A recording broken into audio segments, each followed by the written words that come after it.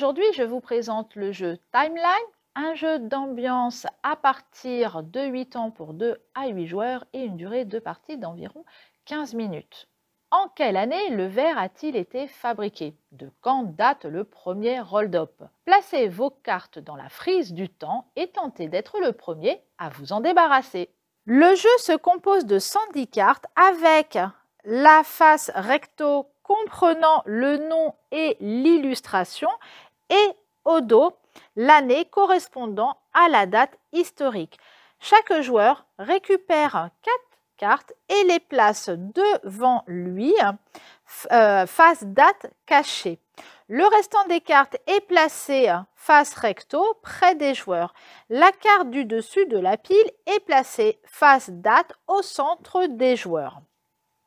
Donc ici, c'est la première apparition du Yeti en 1921.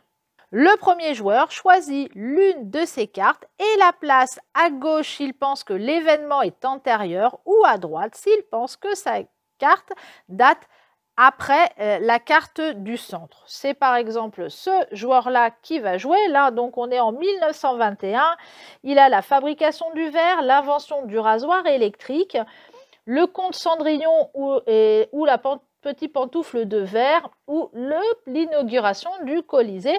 Il se dit le comte quand même, ça date d'avant, donc il va la placer avant. Et effectivement, le comte date, quand on la retourne, de 1697. Alors d'abord, il la pose comme ça et on fait la vérification. C'est maintenant au second joueur de jouer.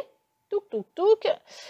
Lui, il a l'invention de la bouteille en verre, l'invention de la guitare électrique, l'invention de la fourchette et la Vénus de Milo.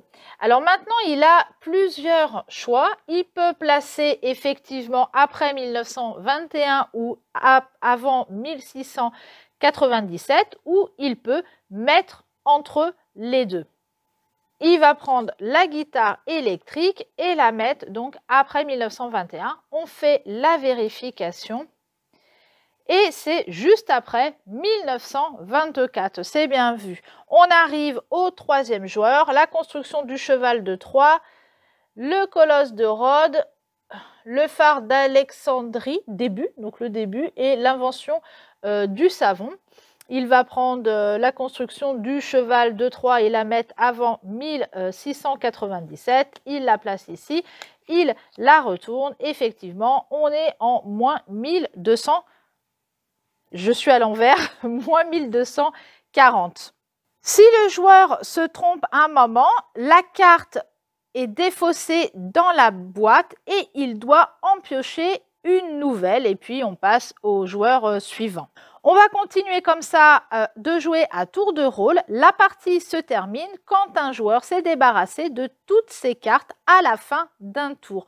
En ce cas, il est déclaré vainqueur. Si plusieurs joueurs à la fin d'un tour se sont débarrassés de leur dernière carte, ils reprennent chacun une carte. Les autres joueurs sont éliminés et ne jouent plus. Ils continuent à jouer jusqu'à ce que l'un d'entre eux pose correctement sa dernière carte. La mécanique du jeu est très simple. Vous utilisez vos connaissances historiques, mais également votre intuition.